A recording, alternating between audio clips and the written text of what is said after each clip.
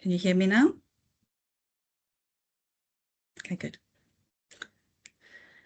Good afternoon, everyone, and welcome to today's webinar, Beyond the Unit Price, Understanding Non-Commodity Energy Charges and Strategic Cost Control.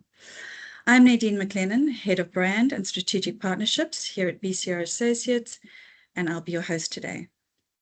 Before we start, I'd just like to go through a bit of housekeeping. So please note that this webinar is recorded and will be sent to you after the session. The sound is muted for all attendees. However, you can send us a message and there is a Q&A section at the end of the webinar. So please send through questions after each section and we'll answer them at the end of the presentation. So now about who we are. BCR Associates is a multi-award winning business cost consultancy. For over 20 years, we've helped organizations across the UK reduce overheads, improve efficiency, and navigate complex regulatory landscapes. So our energy management services are tailored to give you visibility, control, and confidence, whether your goal is cost reduction, compliance, or net zero. So we know energy costs are a growing concern for businesses, and today we'll unpack the hidden charges that often go unnoticed, how you can take control. So here's what we'll cover in the webinar today. So our first speaker, Jack Civil, who's a Senior Relationship Manager at BCR, will walk us through the energy landscape. I'll then hand you over to Waris Abdullah, one of our relationship managers, who will explain the non-commodity charges that make up a significant portion of the energy bill. And Jack will then walk you through the steps businesses can take to build a strategic energy plan to reduce costs and future-proof operations. So let's get started. So please join me in welcoming Jack, who'll kick things off and walk us through the energy landscape and what's really behind those rising costs. Over to you, Jack. Thank you, Nadine. Hello, everybody. Hopefully everybody can hear me. And yeah, welcome. I'm going to walk you through kind of the commodities part of your contracts first of all. So as we can see from here in front of you, there's a graph dating back to 2020.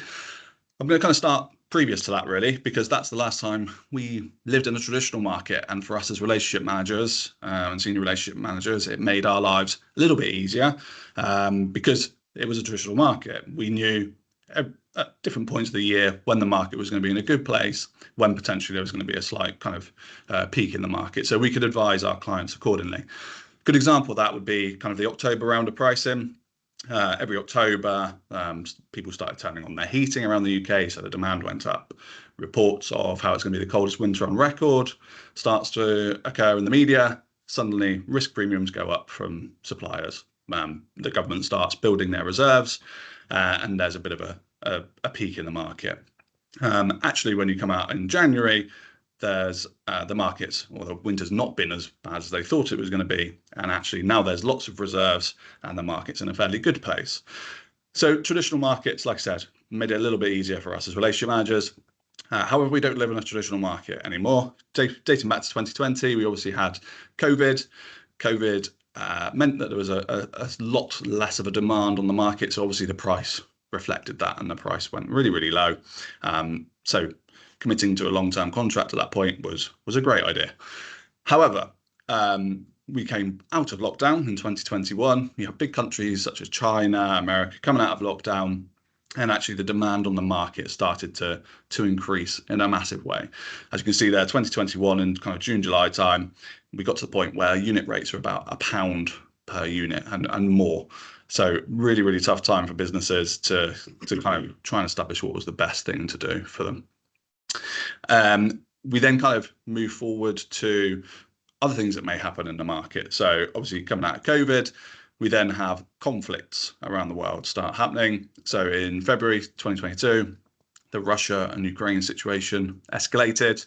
Obviously, we at the time got a lot of our kind of gas reserves from Russia. So political decisions made by Russia at that point meant that either that kind of supply of gas stopped or it was reduced. Either way, it meant that we had to look elsewhere for our gas reserves. As soon as you start looking elsewhere, it just compresses our kind of opportunities for purchasing, and therefore it does inflate the cost slightly.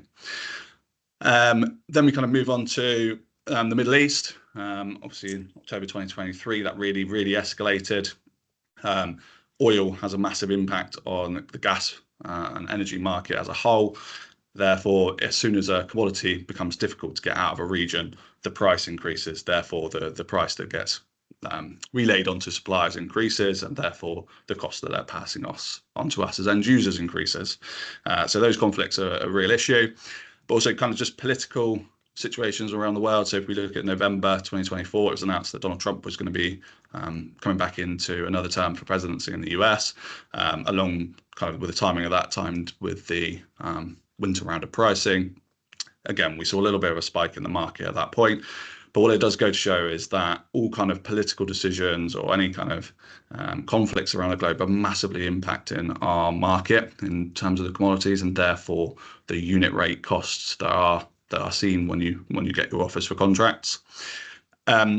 We're, as relationship managers, one of the things we're always asked is, okay, what's going to happen in the next 2 years? What's going to happen in the next 3 years? Which is very difficult to predict. Obviously, it's kind of almost crystal ball sort of situation. Like I said, we don't live in a traditional market anymore. You know, what these kind of leaders across the globe are going to decide what to do next massively impacts on that. And, you know, I for one don't have an idea what they're going to do next. So it's very difficult to predict. What we can do, though, is we can offer some kind of constructive advice. So let's have a conversation, because there are elements of what you can do that if you're a little bit risk averse and you want to kind of, you know, have budget security, then there's things that you can do and there's ways to implement your contracts moving forward.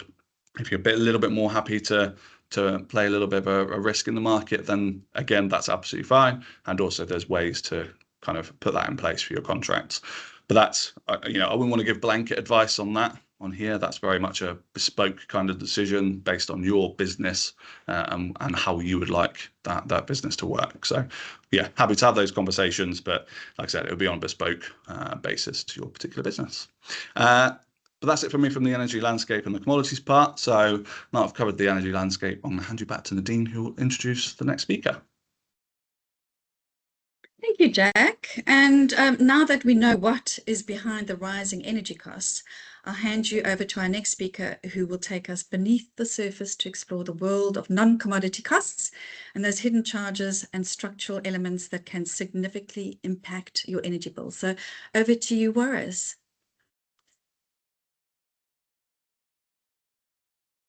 Thank you, Nadine.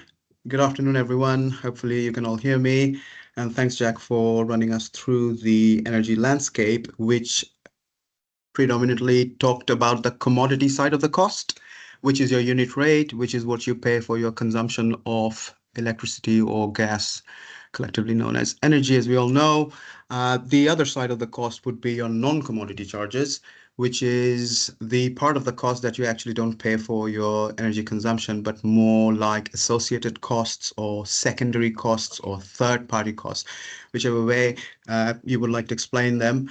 But they are there, they're not going anywhere, and they cover quite a bit of your actual cost, which is why they matter, which is something I'm also going to cover along with how to reduce these costs. And the final bit that I'm going to touch on are market drivers and volatility, what makes the market uncertain, what brings in risks and factors that affect your wholesale energy prices. Okay, so let's look at the non-commodity costs. There are lots of non-commodity cost components, easily over 50 of them, but I've put here on this slide the main ones that you should really be concerned about. It could be split into two chunks. The first one being transmission and distribution and balancing costs. This is to do with, as you can see in that little image, these big pylons, electricity towers you see when you drive down on the motorway. They are your high voltage physical national grid network, which carries energy across the grid and gets it to your site. This is obviously a big cost. Essentially, TINOS, DUOS, and BISUOS are to do with transmission and distributing electricity across the grid, and the maintenance and upgrades of it too. You would know that when the Labour government came into power in July last year, one of their 5 main mandates was the Clean Energy Mission 2030. And our climate expert, Chris Stark, is in charge of that. This is quite important. This is going to trickle down to every business as well as household. UK is responsible of calculating how much energy we need on an annual basis and how much it costs and whether we have that energy to supply to the demand at the right time and at the right rate. Hence why the sector is very much monitored. Legislation is quite strict, as well as the clean energy mission is down to renewables generation, which brings us to the second part of non-commodity costs. There's been a huge push into investing money into generating renewables, which is the energy that we get from elements such as solar, wind, water currents, offshore generation. And these are all sort of subdivided into these environment schemes and investments, FIT, the feed-in tariff, climate change levy, that's something you'll see on the bill, that's not going anywhere. CFD, contracts for difference, that's already been announced, will be going up, almost doubling. Capacity market is also there. And the last one on the list, the nuclear regulated asset base is a new introduction. These all form parts of energy investment schemes and that the government is heavily engaged with, which they plan to recoup money to fund these schemes from the suppliers, and in turn the suppliers pass them down to taxpayers like you and me. So this is essentially the split of non-commodity charges. Again, they make up about 49 to 60% of your energy bills, which is why it's really important to know what they are. And moving on to the next slide, why they matter. Again, up to 60% of your energy bill is your non-commodity costs. So that's self-explanatory. You need to know what those components are. Moving on to the next point, it helps you with budget forecasting. If you get non-commodity costs wrong, you will get your energy cost forecasting wrong. And if like most businesses, energy is one of your top 5 costs, that would not be a good thing. The next one sort of touches on the same point. I've said all these costs are important for the greater benefit for all of us. So if some of these costs are going up, the idea is for the government to be more self-reliant, having more renewables and renewable generation within the borders, so we are less reliant on importing gas and energy at a higher price, which we unfortunately are having to do now following the conflicts, which especially the Russia-Ukraine conflict early on in 2022, which Jack touched on, that has made UK look elsewhere to diversify, and now we are buying LNG at higher prices. Hence, it is so important again for UK to invest into renewables. The other one would be the regulatory compliance and grid reliability. This is also something that we have to be aware of. Ofgem and DEN's Department of Net Zero and Energy Security, along with Ofgem, which are the regulatory bodies of the energy sector within UK, they will quite regularly release new legislation piece, new mandates, compliances that everybody, all the players within the sector has to comply with in order to be up to date, in order to be aware of the costs, in order to avoid penalties. It is quite important to be aware of a legislation piece that is to do with commodity or non-commodity costs, to be fair. The next one is something that you'd like to know is how to reduce these costs. The best thing to do would be to run a non-commodity cost audit, a thorough investigation into what non-commodity costs are within the contracts you have signed, you have committed to, what you're paying, how much you're paying, what's the timeline. These audits can be quite time-consuming. Again, we have the expertise in-house to do these audits for you, so feel free to contact us if you want us to do an audit of your energy costs. The second one is to find out what your off-peak and non-off-peak hours are. Off-peak hours are usually at a lower rate, so you could look into turning on your devices during off-peak rather than on-peak. That'll help you reduce distribution costs as well as the balancing nature which is the cost associated with balancing demand points and non-demand points across the grid. The next one is very self-explanatory, I find, is energy efficiency. If you are more energy efficient, then your cost will naturally fall because you'll be consuming less. You could consider LED lighting, heat pumps. You could look into optimizing your processes by using solar. The idea is to get your overall consumption down, so your NCC or your non-commodity cost will also go down as a result.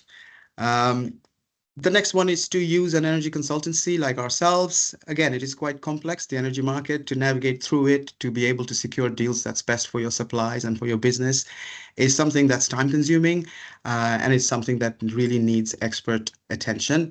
Hence why I would strongly recommend to feel free to contact us if you need any sort of help with procurement or along with your net zero pathway. Also, we do not practice any supplier bias. We're not going to push you towards any particular supplier for any reason. We always look at the benefit of your business and choose the supplier based on your supply size, your consumption, and the important caveats, and of course to get the best rates as well. The next one is to be up to date with policy changes. I've explained this already in the previous section, why they matter. But again, to be aware of them on time is important, so that you don't get caught out because you were not compliant and now you'll have to pay a penalty. So that is why it's also important to reduce these costs and to be aware of them. I'm going to move on to the next slide now, which explains. I'm going to go through the factors that affect your market prices globally as well as locally. What are the factors that affect your energy prices and what brings in volatility or uncertainty? The first one is very straightforward, supply and demand. If there's enough supply of energy in the market, then prices will tend to be quite modest. You will see bearish movement across the curve. And if the demand goes up, as Jack has explained, during colder months, or like what we are heading into is October's round of pricing within the energy market, where we see demand usually spikes, which is followed by a price hike, and vice versa. The next one would be global commodity prices. Energy, much like coal, gold, or oil, is a global commodity which is globally traded. Prices fluctuate literally every second. Prices that are given to us by suppliers when we look into your contracts are usually valid only on the day, usually until 3 or 4 p.m. usually, depending on the day. So it is very much a global commodity. Jack has touched on this in the previous slides as well. In the UK market, you will see electricity prices are often indexed to gas prices, sort of based on gas prices, and gas prices are indexed to oil prices globally. So if oil market gets affected, your gas price will be affected, and in turn, your power prices will get affected too. Hence why the current Middle Eastern conflict is affecting oil prices, bringing volatility into the market, which is why we are seeing the hikes that we are seeing currently. The next 2 points, actually, the weather conditions and renewable generations kind of go hand in hand. The more renewables we can generate of wind or solar or offshore generation, we will have more renewables in the grid, which would then mean we are less reliant on fossil fuels, which is a good thing. We are obviously looking at a lower carbon footprint, as well as your prices will tend to fall, because that's the end goal, is to get more renewables, more self-reliance, and more clean energy pumped into the grid rather than having to rely on fossil fuels. We have mentioned before, the next point is to do with currency fluctuation. We have mentioned before that we are diversifying ever since the Russia-Ukraine conflict broke out early in 2022. We no longer use those gas lines because they're conflict affected. we have diversified. We buy in and import a lot of LNG, which comes to us by sea. Transportation is a factor as well. Maintenance disruptions is a factor as well. But we obviously buy them with the pound. Hence why the strength of the pound is important. The stronger our pound is, the less money you would pay for your energy. And vice versa, if our pound weakens, we'll be paying more for LNG, you'll be paying more. We'll all be paying more. The second one is regulatory and policy changes. Recently, actually end of summer, all suppliers have officially announced that transmission costs are going up. This was part of Ofgem's announcement that they need to recoup 8 billion between the years of 2025 and 2027. Previously, this was forecasted to be 5 billion. This has gone up by 3 billion. You'll see transmission costs go up by almost 100%. Again, not something that we were looking forward to, but these things are sort of all part of the bigger picture. The idea is to get the grid ready for more renewables, so we can, in the long run, get prices down and get more self-reliant.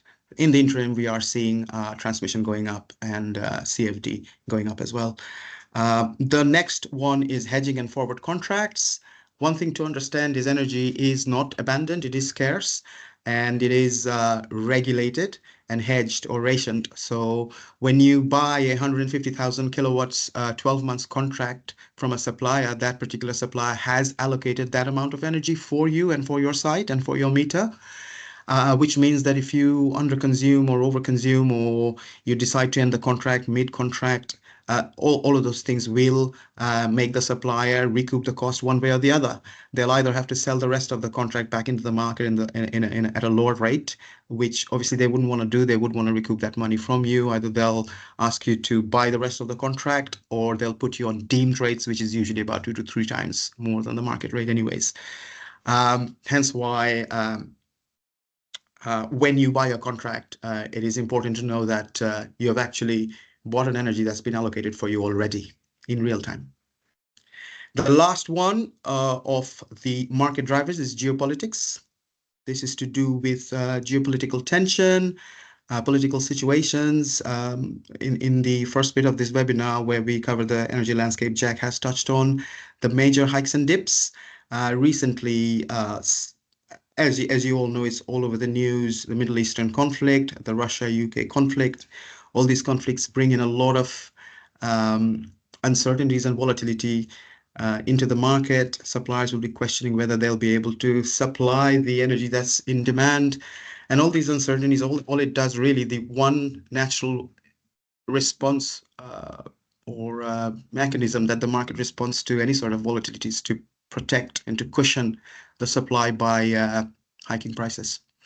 And until we have more stabilization in the market, you will see prices could go up. There's always fluctuations, but generally we are seeing a rise in the interim at the moment. And that would be the end of the market drivers. So hopefully it's a bit useful to cover what non-commodity costs are, why they matter, how to reduce them, and the market drivers. And I will now pass you back to Nadine.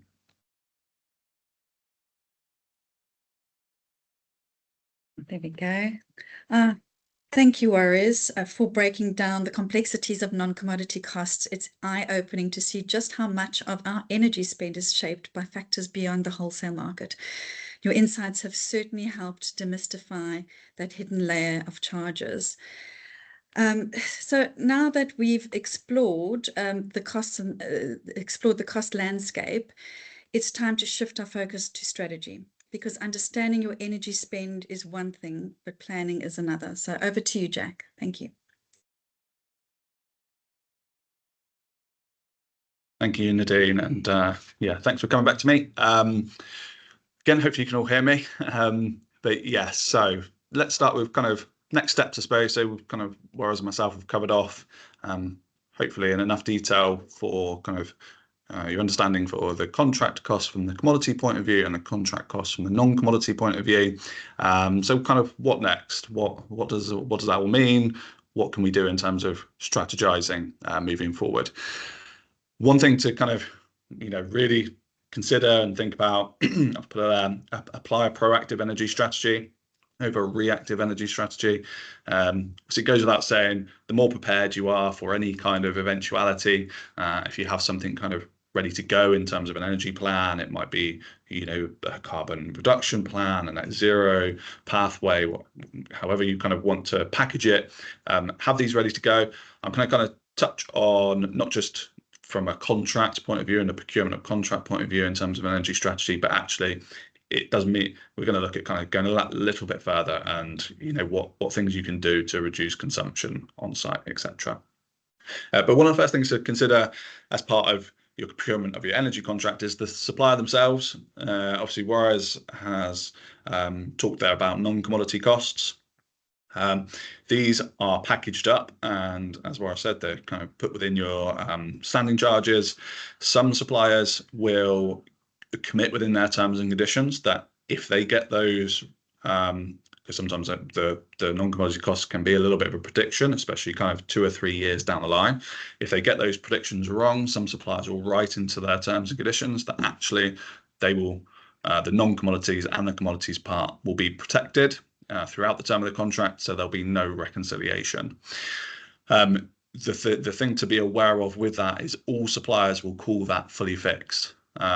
So just be aware of that terminology, because there's only a couple suppliers in the market that go as far as committing within their terms and conditions that they won't reconcile on the non-commodity costs.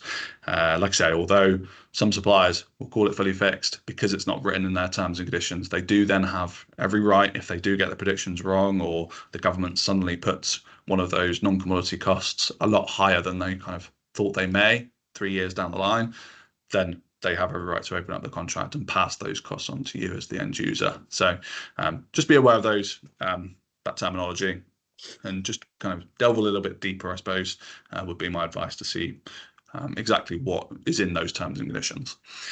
Another thing to consider within your procurement of your supply contract, we're going to kind of talk about self-generation. But actually, if you are looking at things like a solar panel project, really important that within your supply contract, they can add volume tolerance. Sometimes it's called take and pay. Essentially, you commit when you sign that contract, let's say it's 250,000 units of energy per annum. You have made that commitment, as Juarez said earlier. As soon as that contract's put in place, that supplier buys that energy ahead of time and sets that aside for you. So if then you don't use that supply because you're reducing the amount of consumption because you're now self-generating and you're able to use energy through your solar panels, if you slip below a certain percentage below that committed contracted price, again, the supplier has the right to open up that contract and pass those costs on to you and ask you to make up the difference.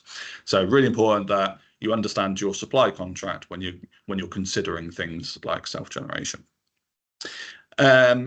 Just to consider as well, as part of your energy strategy, the data side of things, which kind of brings me on to the efficiency upgrade. So from a data point of view, one of the first things when you're looking at an energy strategy, one of the first steps you will make is to get all your data, obtain all your data.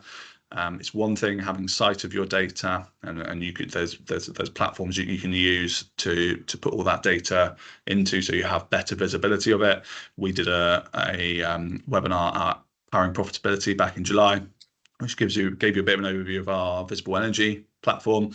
But what this can do, whether you've got 1 meter or you've got a portfolio across 5, 6, 7, 8 sites or more, you can put all that data onto that visible energy platform, and it's got great functionality. So you can set things like alarms. So if you've set a particular meter to trigger an alarm if it goes above a certain level of consumption, then an alarm will get triggered, and you can kind of just investigate what that is and start to make wise decisions essentially on site. Just as an example, we had a school where they went away during half term. They had an alarm which said during holidays that if it went above a certain amount for a trigger to occur. This happened, somebody had left the heating on, somebody was able to go in on the Saturday morning, turn it off, and therefore it reduced that consumption. If it was kind of, if we imagine it was, over Christmas and that trigger wasn't in place, that heating would have been on all over the 2 or 3 weeks shut down for Christmas. So the impact would have been a lot more. So it can trigger alarms like that. What can also start to look out for is if equipment is starting to fail or fall over.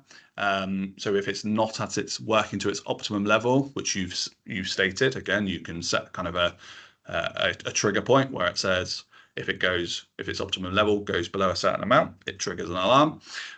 You can then start to make maintenance changes and again start to make decisions on site to upgrade that equipment before it falls over completely. This is all just to stop downtime and just make sure that you're working at optimum level. Obviously, if that's a business critical piece of kit for a manufacturing company, it's highly important that that's kind of working 24/7 potentially at optimum levels. So we can start to identify those sorts of things.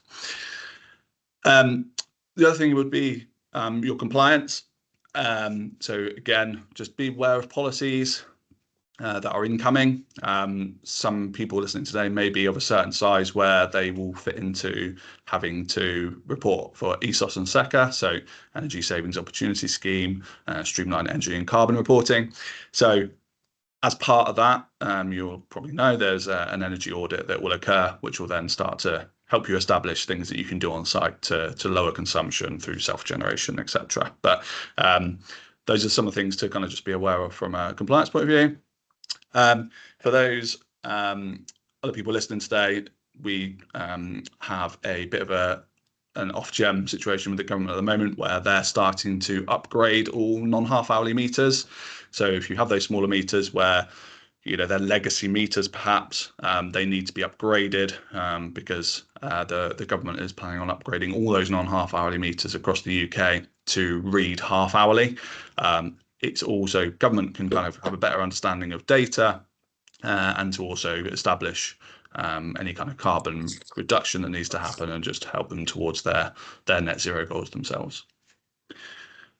So just kind of future-proofing your business as part of your strategic energy plan. Looking to reduce consumption obviously is really, really key. And look for those quick wins. There's plenty of them. Having sight of your data really gives you that opportunity. It helps you pick up on anomalies that may occur within your consumption. Great example of this, again, we had a school where at face value they had a big spike in their consumption at 3 o'clock on a Sunday morning. Obviously it's a school on a weekly basis. That's a bit of an anomaly, let's just say that. So a bit of a deeper dive into that, found that there was a lighting system, a testing system that was not switched off kind of 5 years prior. So that was, again, a quick fix, can just kind of slightly bring that bottom line down, which is always going to help. Again, we have plenty of occasions where people look at their data and they kind of think, why is it so high at night time? Why is it so high at the weekends and not even open? Okay, let's kind of do a little bit of a deeper dive into that, see if there's something we can do to bring that kind of bottom line down. Is always going to make a big difference. Also, another quick win is lighting systems. So lots of clients are now switching out their kind of old bulbs and switching them in for LED bulbs. But if you can include a energy management system as part of that process, then that's really going to help. Obviously, goes that to state the obvious, if nobody's in the room for a certain amount of time, that light automatically switches off. You're then not relying quite so much on your staff members to switch lights off, which we all know doesn't always happen. So again, can have a big impact again on your bottom line and bringing that consumption down. We just kind of touching on your staff though, switching off lights. Staff can also be a really quick win for you in terms of reducing your consumption. If you can really make this a team effort and really start to bring that into your business meetings, etc. Maybe have a couple of champions who are really passionate about this. They can really work with you to bring down that consumption, make changes to site to ensure that everyone's got this at the forefront of their mind. Just by having your staff on board can have a huge impact on reducing that consumption. Again, kind of step 2 or 3 of what a normal kind of energy strategy would look like would be to set your sustainability goals. So make them realistic for you, but kind of try and err on the side of ambition. It's it's naturally going to lower your costs by having that consideration now and really just looking at data and understanding data and then making those changes. And like I say, lighting, it's going to lower your costs. There is going to be advantages to it. So worth kind of moving straight away onto that. It builds a stronger brand reputation as well. So if you have a carbon pathway, or if you have net zero as part of your kind of main ethos, you can build that into your marketing, put on websites, etc., and can really kind of give you that standout from your competitors. Also, kind of meeting sustainability goals, it will give you greater resilience. So if part of your sustainability goals, you can look to get things like solar panels onboarded. Having solar panels and other generation means you will have less reliance on the grid. So it does mean that when those peaks and troughs come along, especially the peaks, which will inevitably come along at some point again, they'll be less impacted on you because you've got more coming from your solar panels. Then from a competitive edge point of view, so we can build those tailored strategies and align them with your business goals. So one of the things that we're seeing a lot is more and more tenders that we're seeing now are coming with more and more evidence and more questions around your own commitments to net zero or sustainability guideline. Again, it's best to be proactive. If you already have a carbon reduction plan and maybe you have a net zero plan, you can include that within that tender process. At least it's kind of good to go. These turnarounds on tenders sometimes they don't give you lots of time. If you're starting from scratch, then you're going to be a little bit behind. We're seeing more and more scenarios as well where we have clients approach us, maybe it wasn't at the forefront of their mind previously, but then we have clients approach us saying that they've had a notification or some information sent through from their supply chain or somebody they have a contract with, which is basically telling them that they need to evidence their sustainability manifesto or their ethos. And actually, we have examples where if that's not achieved or that's not done in time, then that contract between the two may be taken away. So, if that's a big contract, vitally important that you are ready to go with a plan, an energy plan in place. But that's it from me in terms of future-proofing and planning your strategy, energy strategy. I'm going to hand you back to Nadine. I believe we have Q&A, Nadine. Thank you, Jack and Waris, for those insightful presentations. So we've covered a lot of ground today, from evolving energy landscape to demystifying non-commodity charges and exploring the importance of strategic energy planning. Together, these sessions have highlighted how businesses can better understand the cost components of the energy bills, navigating regulatory changes, and take a proactive approach to long-term energy strategies. So if you'd like support reviewing your energy bills and building a strategic plan, our team is here to help. And you can contact us at info@bcrassociates.co.uk to request a consultation, or visit the website for more information at www.bcrassociates.co.uk. We've come to the end of our webinar, but I'm going to open up the floor to questions, and then we're going to, let me just wait a bit. I think there are a few that have come in. Let me just have a look.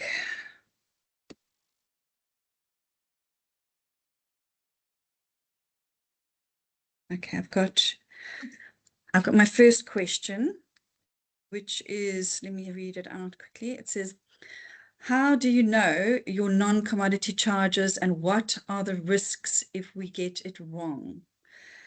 That's a really good question. So unfortunately, non-commodity charges are often buried in the fine print of energy bills. So unless you have the time to read through them and scrutinize them, the T's and C's, it's easily ignored. But I think this question is, I'm going to hand this one over. I think Waris will be the right person to answer this. I think he deals with this on a daily basis. Don't you, Waris? Over to you.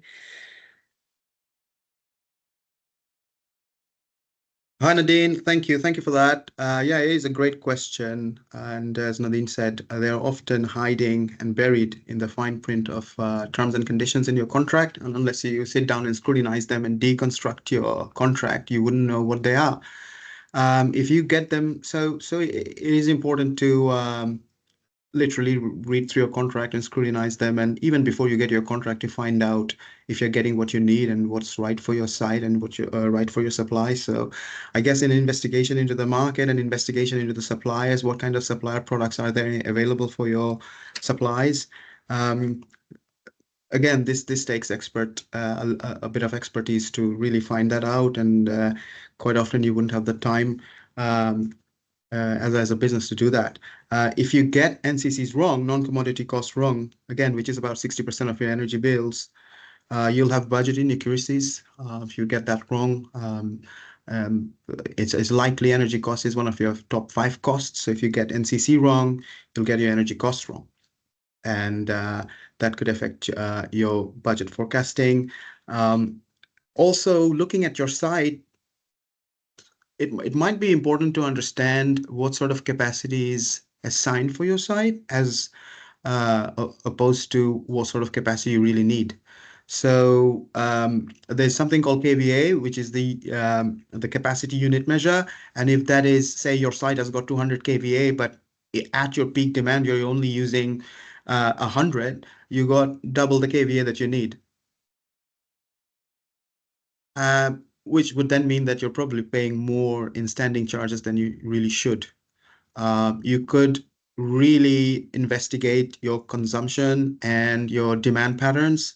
You can speak to us. You can find out, speaking to your local DNO, which is something that we can do for you. If you want to reduce your KVA, you can to reduce your standing charges. So yeah, that's how you will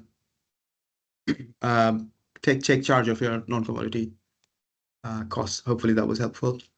Thanks, I'll pass you back to Waris. Nadine. Thank you, Waris. That's great. That's very informative. Just going to look at this, I think a few more questions. I'm just watching the time as well. So here's another question. I think this could be for Waris again. Sorry, Waris. How can we forecast or control these hidden costs when budgeting for energy? So it's also another good question and one we hear often. So I think, Waris, I think you can handle this one. Hi, thanks again, Nadine. Yeah, I'll happily take this one again, quite in line with what I do on a daily basis. So how do we forecast and control these hidden costs when budgeting for energy? Again, it is a matter of spending and investing time into it, really. You have to deconstruct your contract. You have to go through the T&Cs. You'll have to look at your bills as well. You can analyze if the bills are validated or have they been calculated based on estimates or your real consumption. Obviously, you can do smart procurement as well. You can take help from us, and we can look into your specifics, and we can do smart procurement, meaning it's not just about finding the best rates on paper, but also protecting your business with a contract that is fully fixed. There's over 70 suppliers in the market. 50 of them claim they have fully fixed products, but we know that a handful of only few of those products are truly fully fixed, which means even within the T&Cs, they don't keep any provisions for themselves to pass on third-party costs to you if they want to.